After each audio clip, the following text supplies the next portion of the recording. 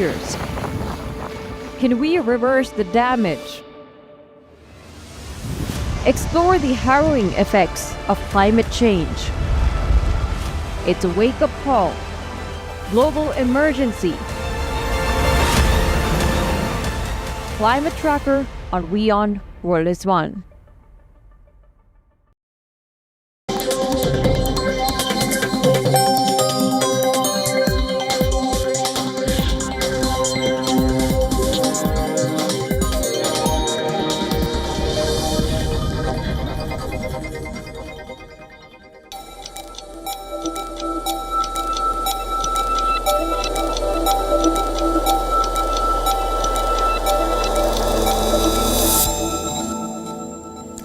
Hello and a very warm welcome. You're watching Gravitas with me, Hafiz Saeed.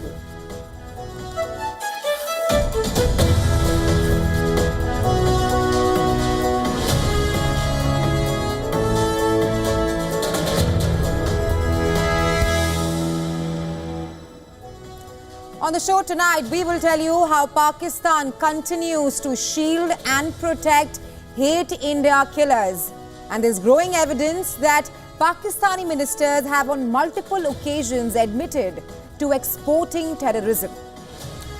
We will also tell you how Pakistan is in a panic mode, with the country now grappling with a two-front conflict. On one side, there are renewed clashes with India, and on the other, hostilities with Afghanistan is also increasing.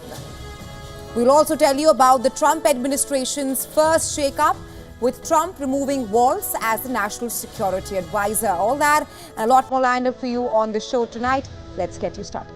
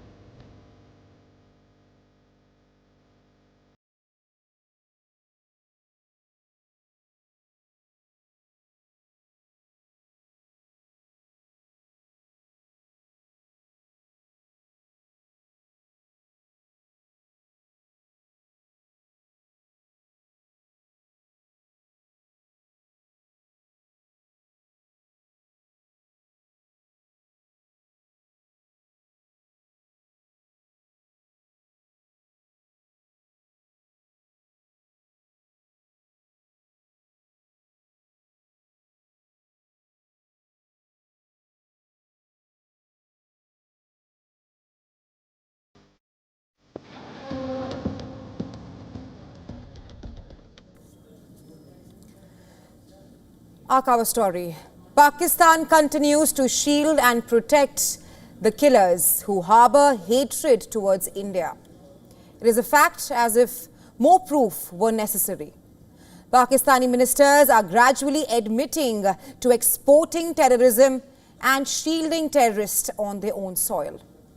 Just days after Pakistan's Defence Minister Khawaja Asif acknowledged that Pakistan had supported and funded terrorist groups in the past, today the chairman of the Pakistan People's Party, Bilawal Bhutto Zardari, echoed Asif's admission of Pakistan's terror ties.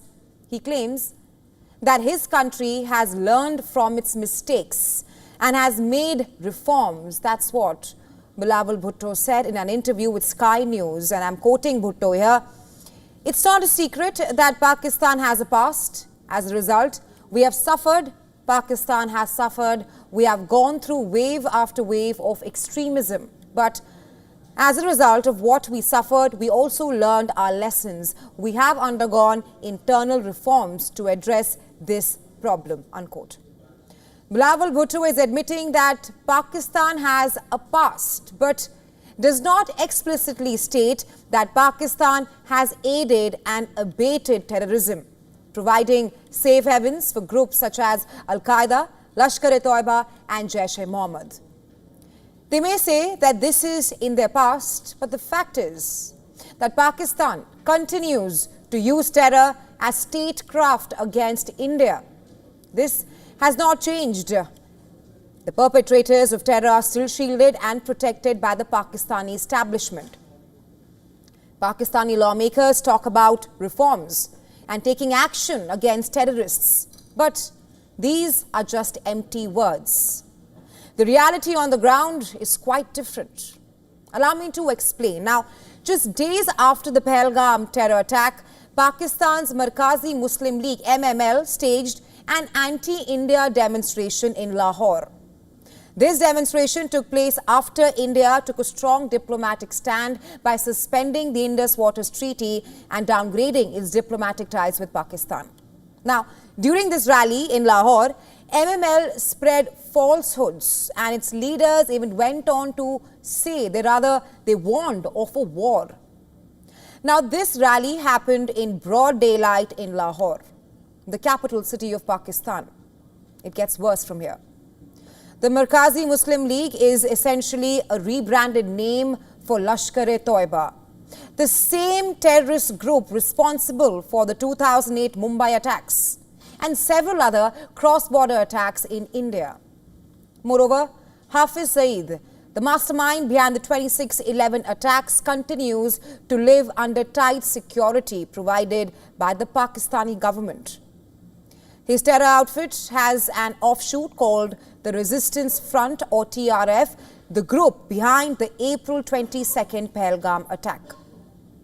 So, where are the reforms that Bhutto and Asif are talking about? If Pakistan truly believes in reform and has genuinely learned from its so-called mistakes, what's stopping it from revealing Hafiz Saeed's location? Hafiz Saeed is on India's NIA most wanted list, and the US has placed a bounty of $10 million on him. Yet, despite the overwhelming evidence against him, Pakistan has done little to bring Saeed to justice. As a result, he has been moving freely around Pakistan. The hard fact is that Pakistan has no remorse and has done nothing except shielding these terrorists. The names may have changed, but the anti-India modus operandi remains the same. Moreover, we've seen Pakistan's selective approach to addressing terrorism in the way its ministers have talked about the Baloch Liberation Army while avoiding direct mention of Lashkar-e-Toiba, which is a proxy for Pakistan in conflicts with India. What's behind this selectivity? For anyone needing a reminder, Pakistan has actively supported these groups through funding, training and logistical support. Pakistan has enabled these terrorist groups to carry out attacks in India, especially in Jammu and Kashmir. These groups are designated as terrorist not only by India but also by the United Nations, and therefore Bhutto's assertion that Pakistan has a past is at best laughable. It's because Pakistan continues to export terror. Pakistan's Defence Minister Khawaja Asif, like Bhutto, claimed that Pakistan suffered due to its dirty work. Just a few days ago, he had made this statement. Let me quote Khawaja Asif here. He said, "We have been doing this dirty work for the United States for about 3 decades and the West, including Britain. That was a mistake and we suffered for that. And that is why you are saying this to me. If we had not joined the war against the Soviet Union and later the war after 9/11, Pakistan's track record would have been unimpeachable." That's what Khawaja Asif said, a big admission of guilt there. Does it come as a surprise? No. And are these statements enough? Not at all. For decades, India has provided evidence of Pakistan's terror factories of terrorism emanating from its territory, emanating from Pakistan. Yet, all Pakistan has done is gaslight India for the terror attacks perpetrated against India. The truth is that when 26 unarmed civilians were killed in cold blood on April 22nd in Pahalgam, Pakistan crossed all red lines. This calculated brutality of the terror attack, which specifically targeted Hindus, was a brazen attempt to kill and divide India. What the perpetrators of this terrorism did not account for was the resounding rejection of their attempt to divide people in the name of religion in India. And in response to Bilawal Bhutto's acknowledgement of Pakistan's past on Friday, India's ruling party, BJP's leader Amit Malviya said, and I quote him here, "The fear is palpable." Today, The world is rallying behind India and urging Pakistan to apprehend the terrorists that it is harboring. The US State Department has asserted its strong support for India in the fight against terror. It's clear the world is holding Pakistan accountable. The cycle of violence fueled by Pakistani support for anti-India terror must end. And to move forward, the global community must unite to hold those who protect and harbor hate-motivated killers accountable.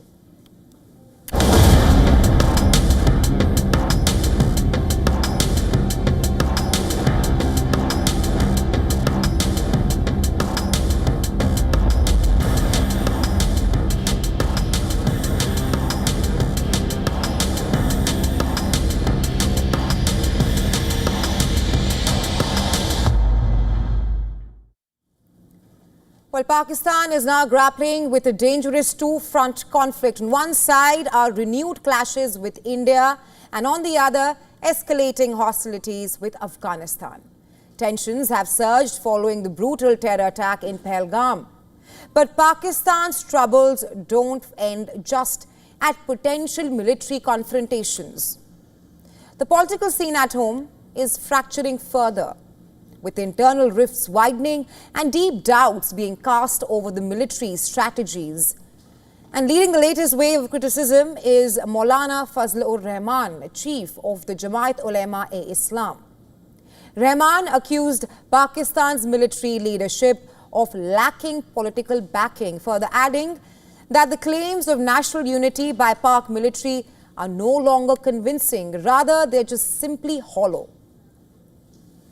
आज भी मैं अपने फौज को इस महाज से एक पैगाम देना चाहता हूं कि इसका इतराफ कर लो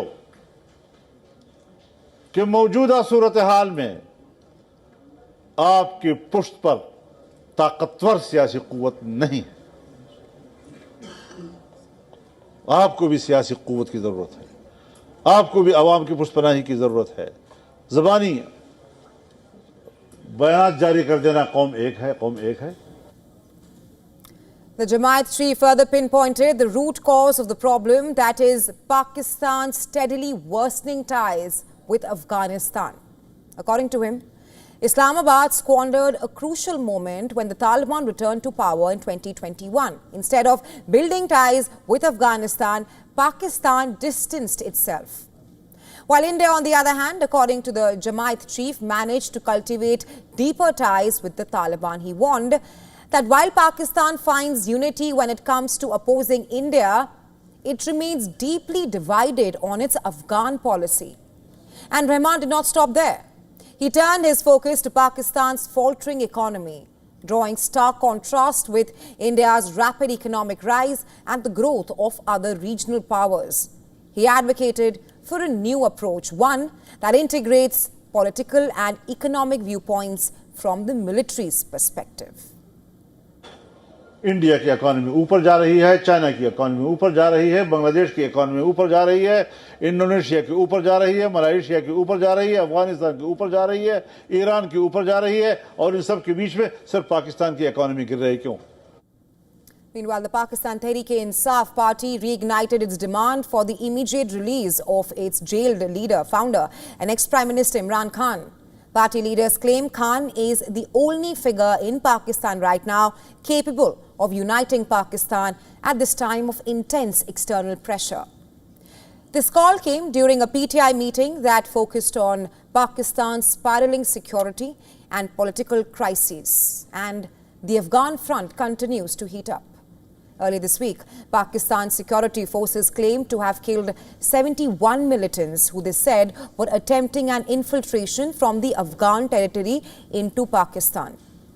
While the high casualty number underlines the severity of cross-border threats, Pakistan military has not disclosed any details on its own casualties.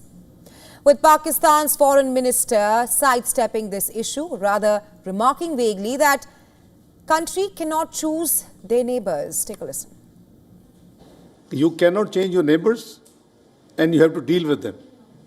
This is no solution कि अगर हमें पता है कि उनकी सरजमीन माजी में इस्तेमाल हुई है तो हम अपने ताल्लुकात को बंद कर दें. It is not neither good for economy, nor trade, nor even Islamically, it's not allowed. So the government and the stakeholder decided that we should re-engage Afghanistan. So I visited Afghanistan. The visit was absolutely marvelous. The collapse of trust between Islamabad and Kabul is only widening. Once allies, Islamabad now accuses Kabul of sheltering militants, while the Afghan Taliban openly condemns Pakistan. Pakistan perhaps now faces a grim reality, with fears of Indian retaliation looming large on the Eastern Front. The military is also scrambling to redeploy troops, artillery and air power to the Afghan border, which, to put it simply, is stretching Pakistan's defences thin and exposing critical vulnerabilities. As Pakistan and Afghanistan share a long and porous 2,640-kilometre border, the stakes keep on increasing. For Pakistan, fighting a war on two fronts is no longer hypothetical. It's fast becoming a glaring reality.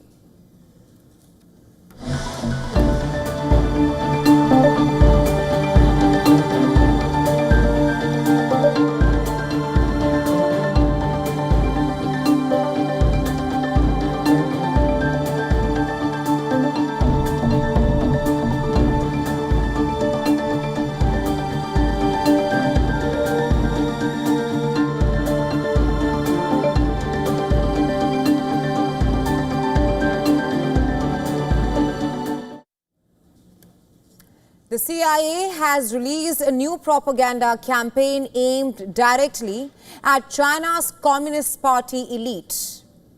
The American intelligence agency released 2 videos in Mandarin across social media platforms, including YouTube, Instagram and Facebook, with an aim of grabbing the attention of CCP members and also enticing potential defectors into its fold. Well, the video carries titles aimed at an individual's personal ambition and dissatisfaction, such as "Why I contacted CIA to take control of my fate," or "Why I contacted CIA for a better life." Now, each video narrates a different story meant to resonate with viewers disillusioned by the current political situation in China. CIA Director John Ratcliffe said China's Communist Party is the most formidable opponent the US has ever faced, be it economically, militarily, or technologically. He further emphasized that the CIA needs to counter Beijing's global ambitions, and these videos represent just one tactic in a broader strategy in a bid to disrupt China's grip on its own people. Now, this is not the first time that the CIA has turned to video campaigns to scout for potential defectors. Just last January, the CIA released a video in Russian targeting employees of Russian intelligence to switch sides and work as double agents for Washington. 6 months ago, CIA also released videos in Mandarin and Korean that offered step-by-step guidance of how to secretly contact American operatives. But this latest video is different. We say that because for the first time, narrators openly voice fears about China's political repression, highlighting cases where colleagues and Chinese officials have simply disappeared. They've just simply gone missing. The videos perhaps aim at tapping into any potential anxiety looming within the CCP's inner circles, especially amid Chinese President Xi Jinping's aggressive purge of top military brass. Only recently, Xi ousted the #2 general of the People's Liberation Army. Experts warn that Beijing will treat the latest CIA videos as a serious provocation, and it is likely to only further propel China to escalate its espionage war with the United States and also embolden its counter-intelligence programs and search for American spies. It's important to point out that China does not allow its citizens to access social media platforms such as YouTube, Facebook or Instagram, among others. However, with the help of VPN, Chinese citizens can bypass firewalls and access videos such as the one put out by the CIA. The latest campaign perhaps underlines CIA's renewed push to rebuild its spy network in China. Nearly a decade ago, China's Ministry of State Security cracked a CIA covert communications system, leading to arrests and execution of dozens of Chinese citizens suspected of spying for the US. Since then, China has been training citizens and businesses to stay vigilant and report anything suspicious. The ministry even runs an official WeChat account since 2023, where it publishes regular updates on espionage cases and offers guidance to spot the foreign spies.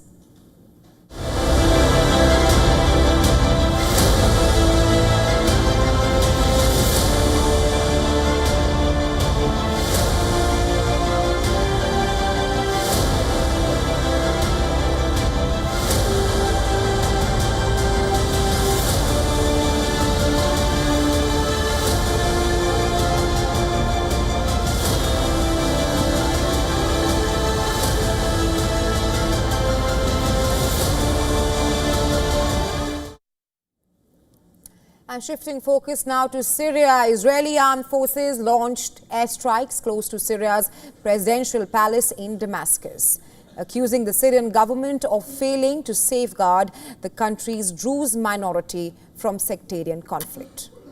Early on Friday, Israeli military said it struck an area adjacent to the presidential palace in Damascus without elaborating on the target.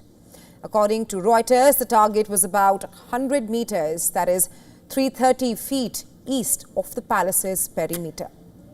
The early Friday attack marked Israel's second such strike this week. It is already being viewed as a strong message to Syria's transitional government, headed by President Ahmed al-Shara. Israeli Prime Minister Benjamin Netanyahu said, and I quote him here, "This is a clear message to the Syrian regime. We will not allow Syrian forces to deploy south of Damascus or any threat to the Druze community." Unquote.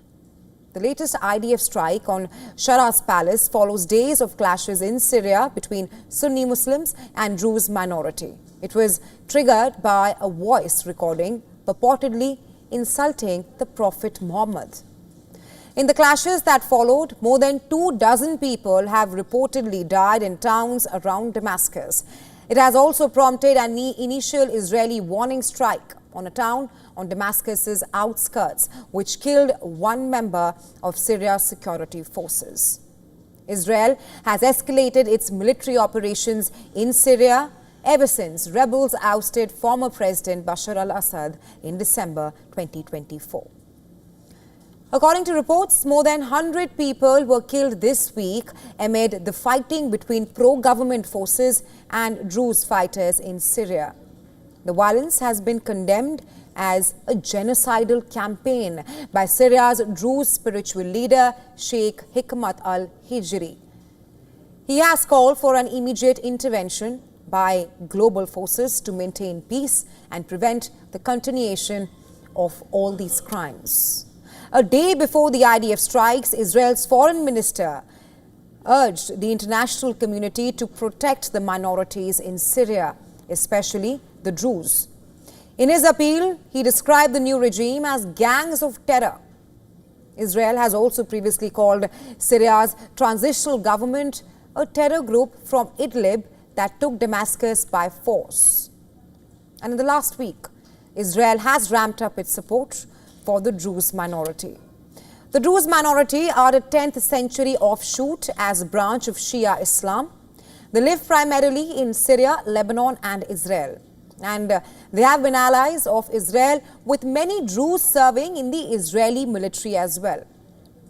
In response to the clashes now on Thursday, Syrian Foreign Minister Asad al-Shibani called for national unity. But the sectarian violence that has broken out in the country ever since Assad was ousted has become one of the most serious challenges for the government of al-Shara. In March, more than 1,700 civilians from the Alawite community were killed.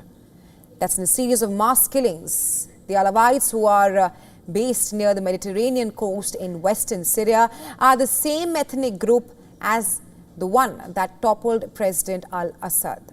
Now, ordinary Syrians are calling on Arab countries to help the country. All Arab countries must protest this. these strikes that are being led by Israel in Syria. All the presidents of the Arab countries are silent. Even U.S. President Donald Trump must not support this, because Trump is wrong. The United States is the one supporting Israel. If it hadn't supported it, it wouldn't have struck near the presidential palace, military locations, or military gatherings. All right, let's now tell you what else lined up for you on the show tonight. We will tell you how a new corruption scandal has hit the Ukrainian military, with defective mortar shells being sent to the front line.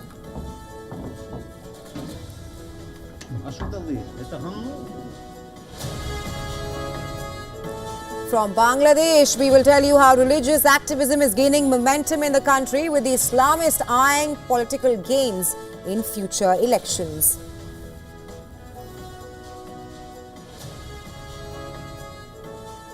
Finally, we will tell you how the tragedies and horrors of COVID-19 continues to surface even after 5 years.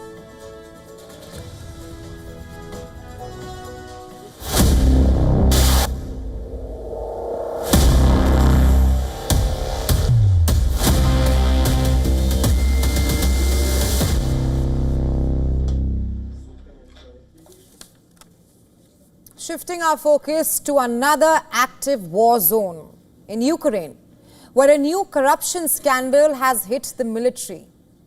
According to Russian media reports, the security service of Ukraine has arrested several military officials for their alleged involvement in a corruption scheme that resulted in tens of thousands of defective mortar shells being sent to the front line. Complaints from frontline soldiers about Sappa 120mm mortar shells reportedly began pouring in late last year. Ukraine service members have reportedly complained that only 1 in 10 shells exploded, and the reasons are many, including wet powder, faulty fuses. And according to reports, as many as 100,000 shells had been recalled as Ukrainian authorities investigated the matter. In a statement on Tuesday, the SBU said that a defense plant in the Dnipropetrovsk region supplied the military with around 120,000 mortar rounds that were, and I'm quoting here, unsuitable for combat.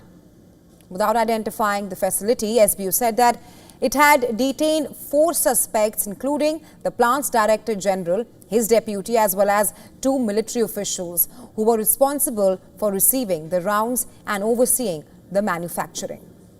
According to the same SBU report, the plant signed the contract with Ukraine's Defense Procurement Agency in a bid to manufacture 120,000 mortar shells. That's a huge amount. However, in some cases, the plant used low-quality materials to make the shells. They did this reportedly to reduce the cost of manufacturing so that they can get a greater profit. But it just does not stop here. It is being reported that the Ukrainian military official too purposely turned a blind eye to the defective batch of ammunition being sent out to the soldiers in the front line. The accused are now charged with aggravated obstruction of the military, leading to severe consequences, and face at least 15 years in prison. None of this is surprising at this point of time. Corruption is a long-standing issue in Ukraine, especially in the defense sector. In fact, even Ukraine's Western backers are aware and have cited it as one of the key obstacles to the country's integration into the European Union. Earlier this week, U.S. National Security Advisor, the former Security Advisor Mike Waltz, also called for proper oversight of American aid to Kiev, calling Ukraine one of the most corrupt countries in the world.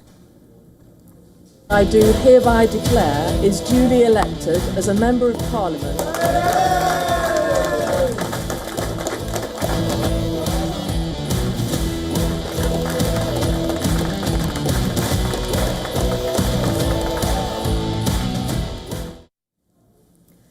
Well, Britain's political landscape is changing, and in a big way. Weeks after opinion polls predicted that Reform UK party leader Nigel Farage might actually have a chance of becoming the next Prime Minister of UK in 2029. His hard-right party won a seat in Parliament by a handful of votes. In a closely watched competition, Reform won by just 6 votes after a full recount, giving Farage's party its 5th seat in the House of Commons. And this is the same vacant parliamentary seat of Runcorn and Helsby that both the Labour and Reform Party were vying for. In last year's national election, that is, and Labour had won the seat by almost 15,000 votes. But this time around, Reform turned the tables by bagging what could be called one of Labour's safest House of Commons seat. In a tight win, Reform contestant Sarah Portion defeated Labour's Karen Shaw by 12,645 votes to Labour's 12,639. In one of the most dramatic by-elections held in the country's history. The people of Runcorn and Helsby have spoken. Enough is enough. Enough Tory failure, enough Labour lies.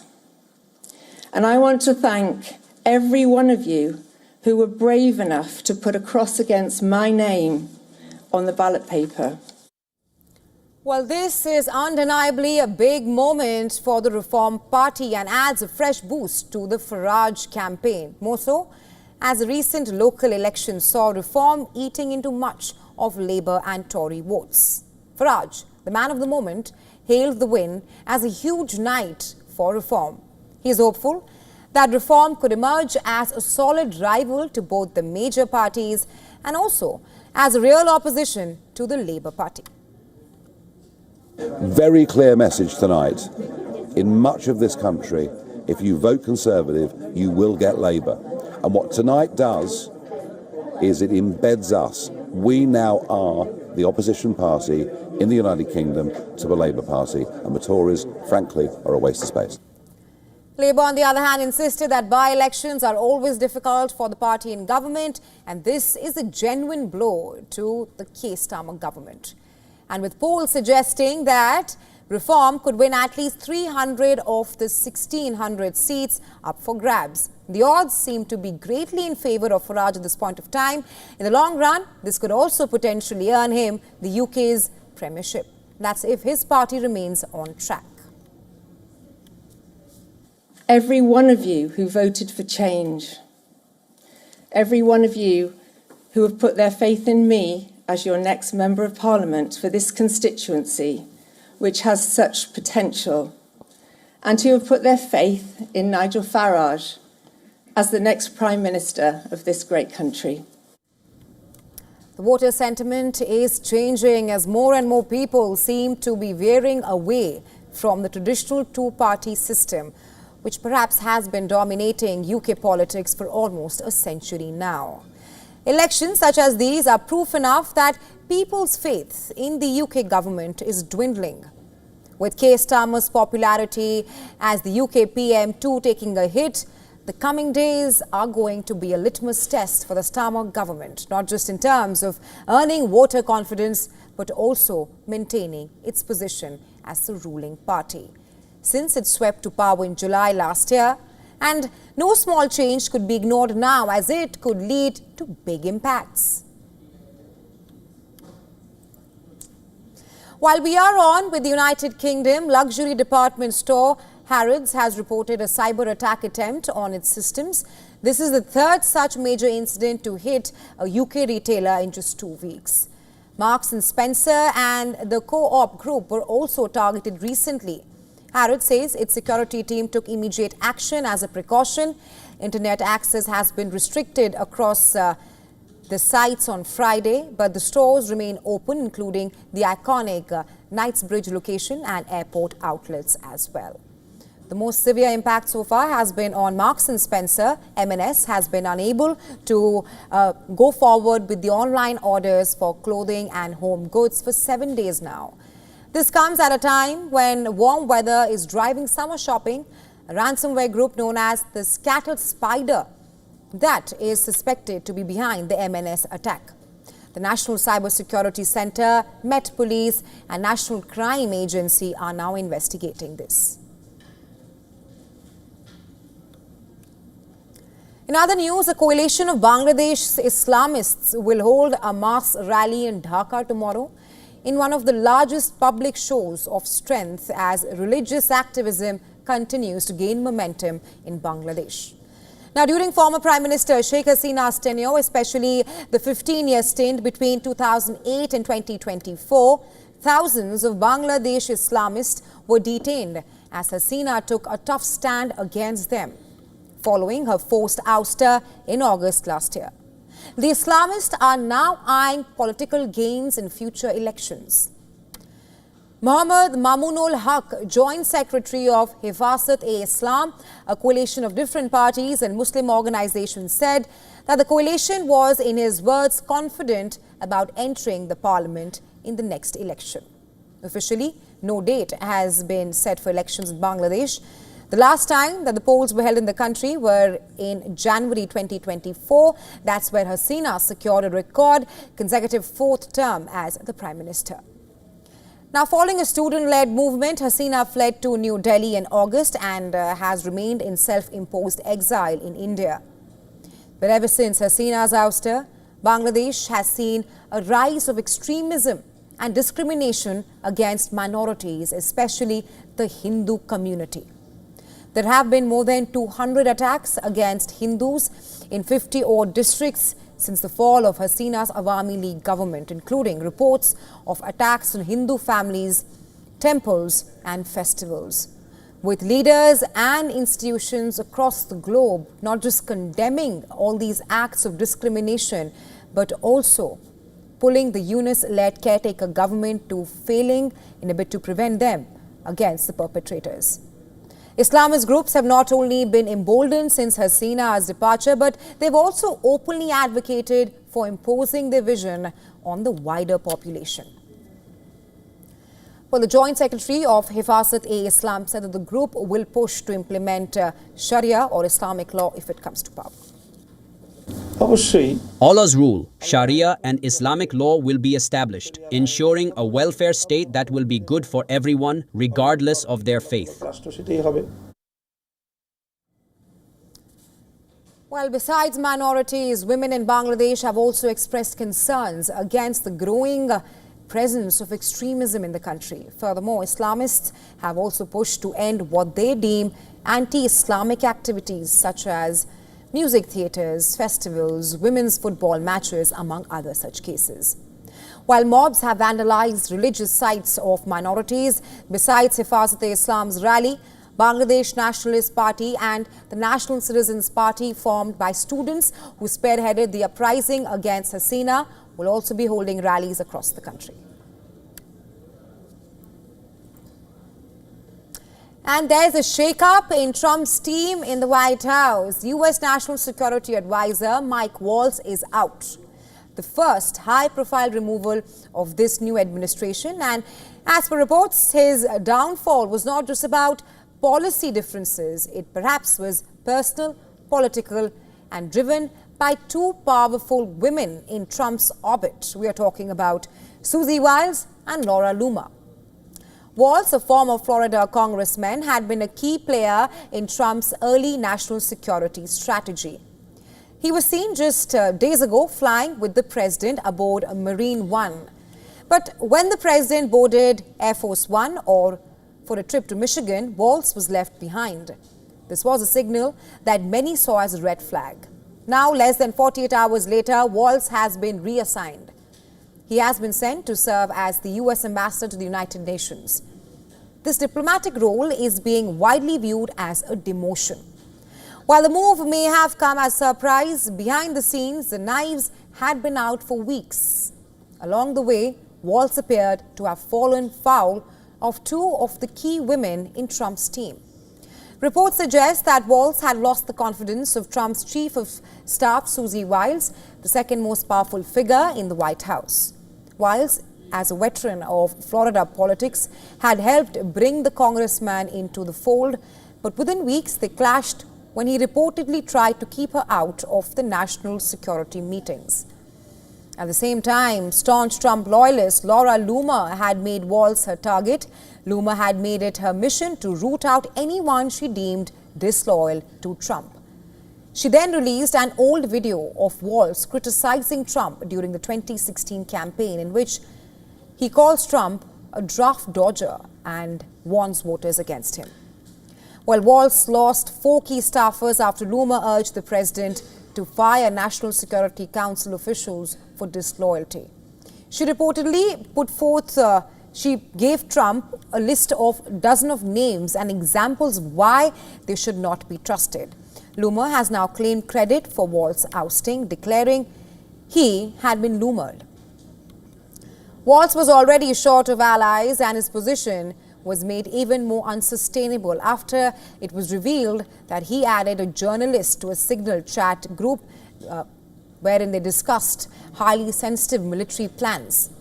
Walz had accidentally added Jeffrey Goldberg, editor-in-chief of The Atlantic magazine, to a chat discussing attacks on Yemen, and this was viewed as a serious lapse in national security by Walz himself. It was perhaps the last straw in Walz's downfall.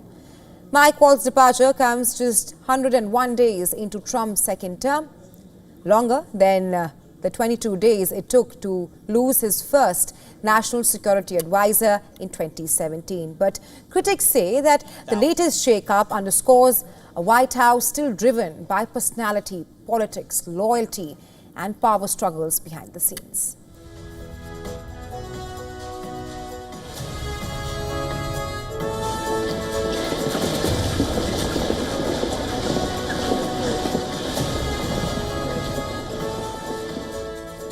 Guys want to talk about All right, the impact of President Trump's latest tariff hikes is beginning to show now. In the week of April 21st, container bookings from China to the United States plummeted 48.6% year over year. This follows 3 consecutive weeks of decline.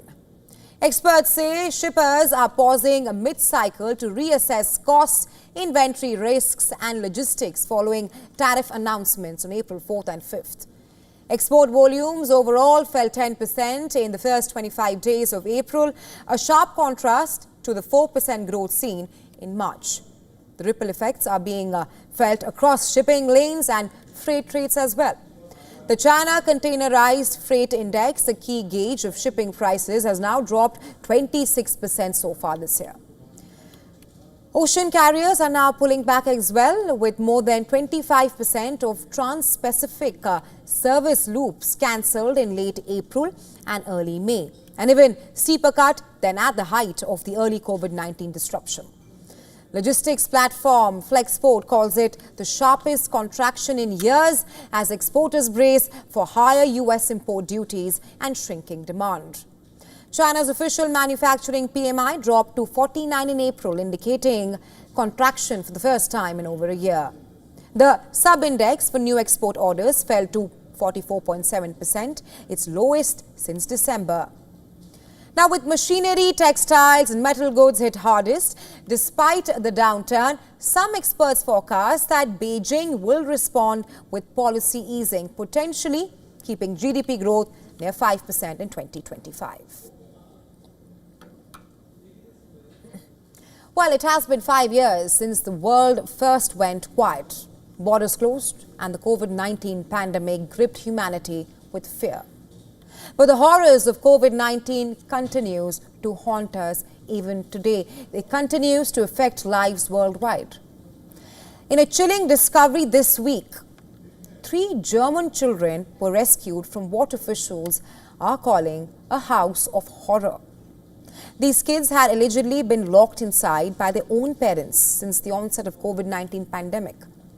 The Spanish police on Wednesday said that they had arrested a German couple who confined their young children for more than 3 years. According to the officials, the children, 2 8-year-old twins and 10-year-old, were not educated. They were neglected and they lived surrounded by rubbish.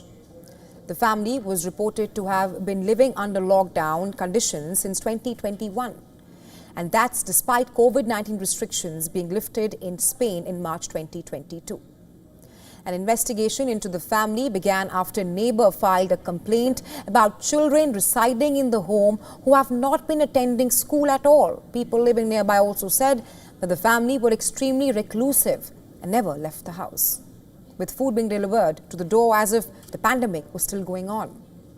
What compelled the family to take such a drastic step? Was it the overwhelming fear of contracting COVID-19 due to lack of vaccine for children around the globe?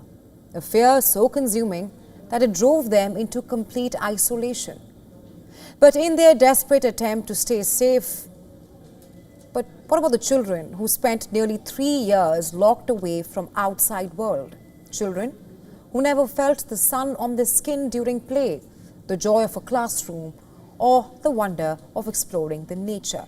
The consequences of such prolonged confinement go beyond physical health.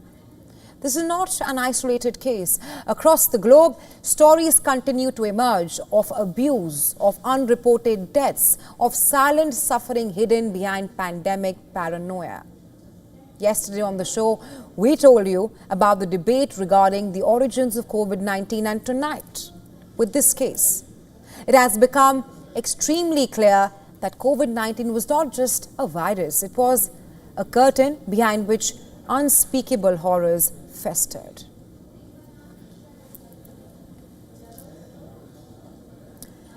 On to the US now. The US is advocating for Congo and Rwanda to sign a peace accord as well as planning bilateral mineral deals with both nations. This in a bid to attract billions of dollars of Western investment to the region.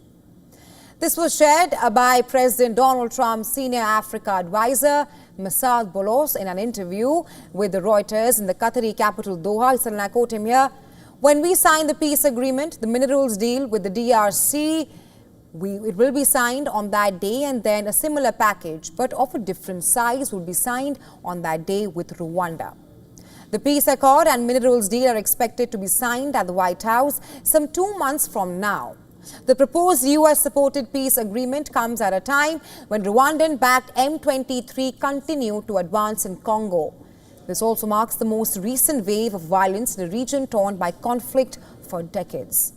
But why such a proposition in the first place, as the region is rich in minerals including tantalum and gold, and hence it could potentially attract investments.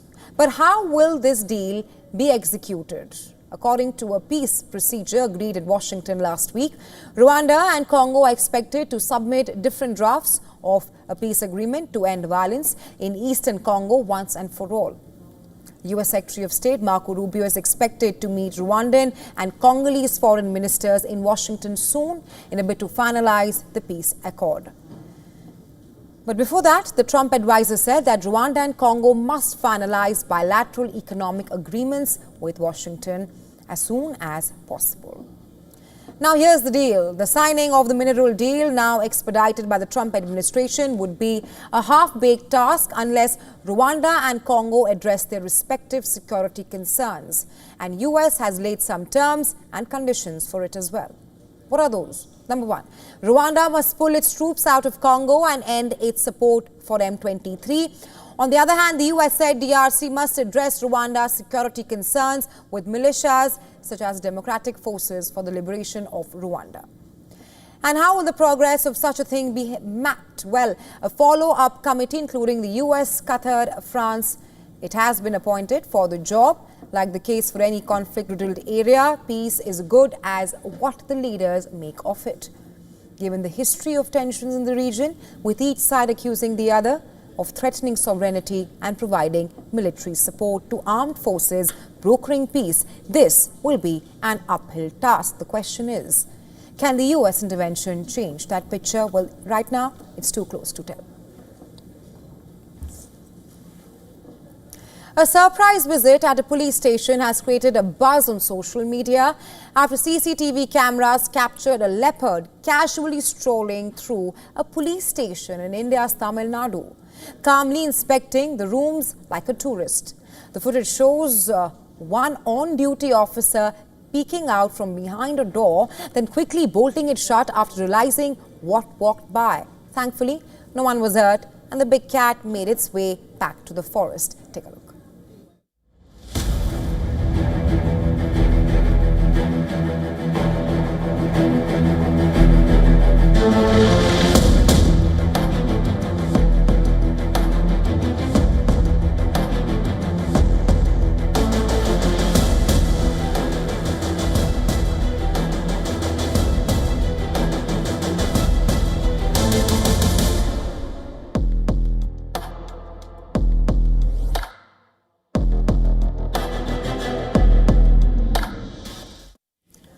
All right, the next story is about the world's most powerful magnet and a landmark achievement for fusion energy. ITER, an international collaboration of more than 30 countries, has completed all components to put together the world's largest superconducting electromagnetic system, and India has had a role to play in the exercise.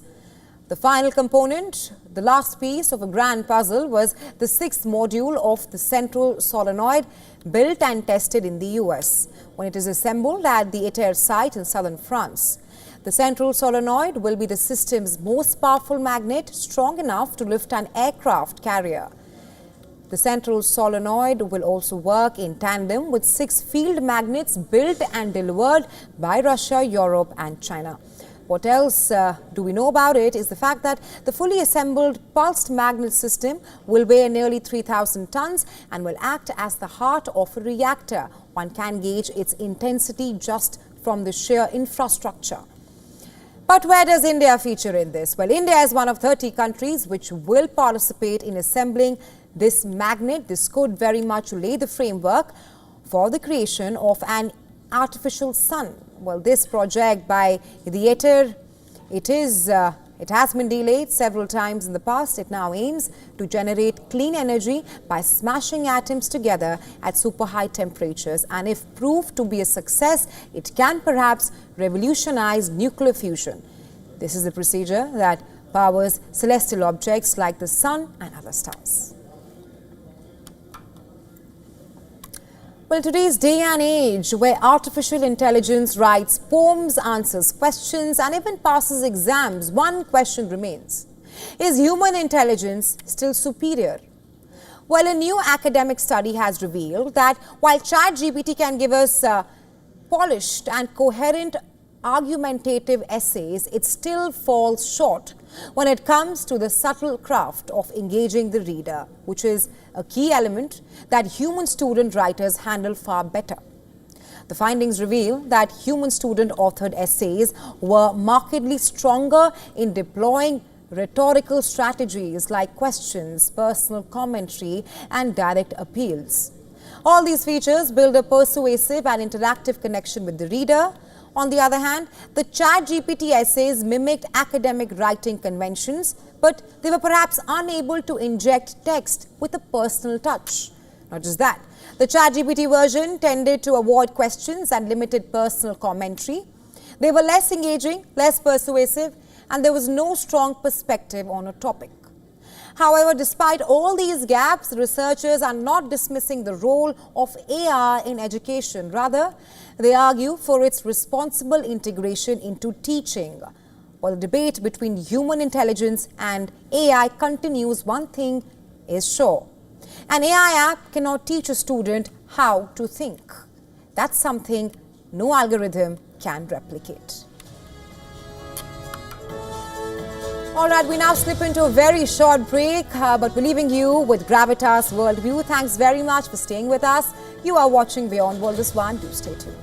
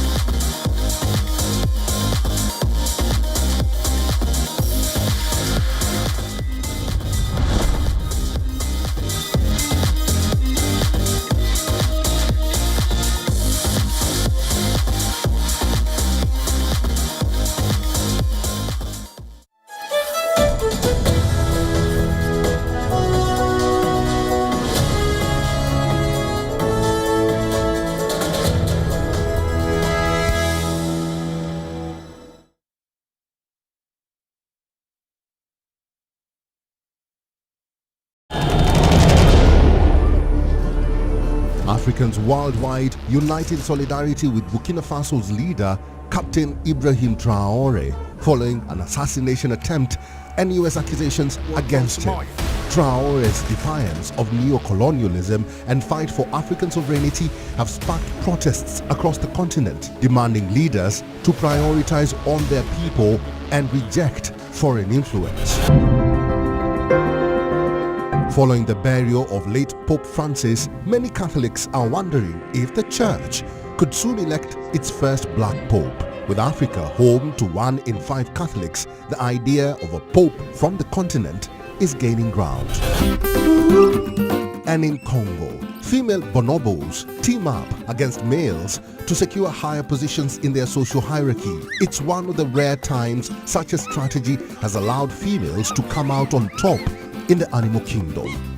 Watch Wild of Africa at these times on WION. Wild is One. From the bustling trading floors of Wall Street to the vibrant exchanges of Asian stock markets, WION breaks it down for you to make sense of what's happening, as we reveal the key factors behind events, strategic battles, and the game-changing business decisions that shape the world. We bring you all of this and more on World Business Watch. This week on Tech It Out, we take a look at a virtual pop group that's taking over the music industry. We also watch drones revolutionizing the delivery of time-sensitive medical supplies. And we explore how to buy second-hand phones without getting scammed.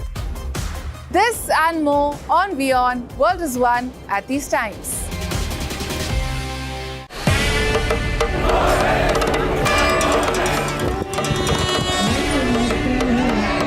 On Wings this week, we feature the Chardham Yatra, which officially opens this week. We cover the Nirona Arts Village cluster in Gujarat and the ancient art of Rogan painting. The show also features Vietnam, as the country celebrates 50 years since the end of the US-Vietnam War.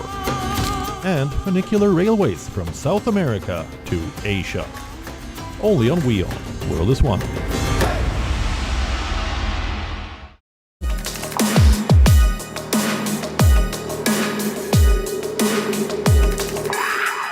Catch me on Token Money Magnet, only on WION. WION, India's global voice, the channel that brings you the biggest stories from across the world through India's lens. Now available in more than 190 countries worldwide, because we believe that the world is one. Watch us in Africa, Europe, USA and Canada, South America, Asia Pacific, Middle East and North African regions. Also available on these digital platforms across the world. WION. World is One.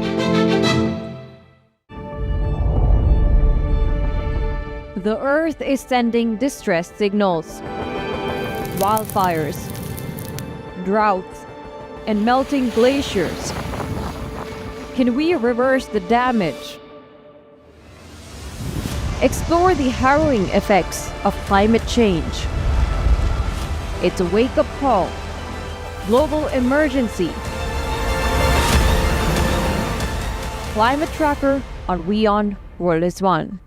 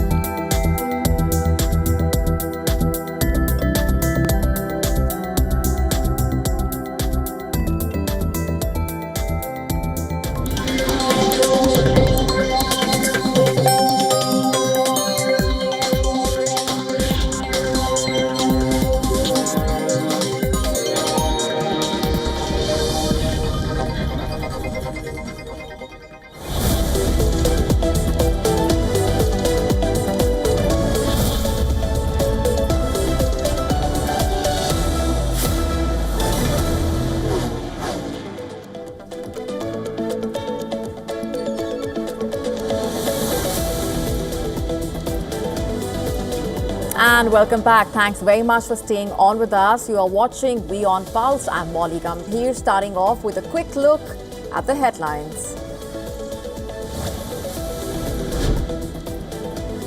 India blocks Pakistan Prime Minister Shehbaz Sharif's YouTube channel. This amid the ongoing tensions between the two countries following the terrorist attack in Jammu and Kashmir.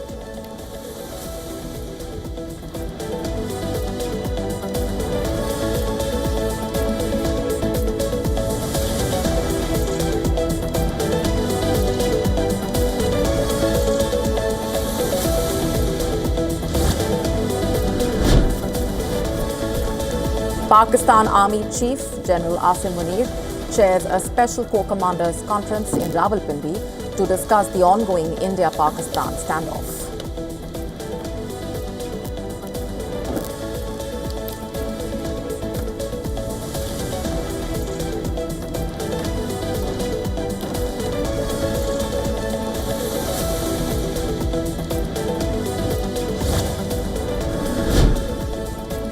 Syrians demonstrate in Damascus to protest a recent wave of Israeli strikes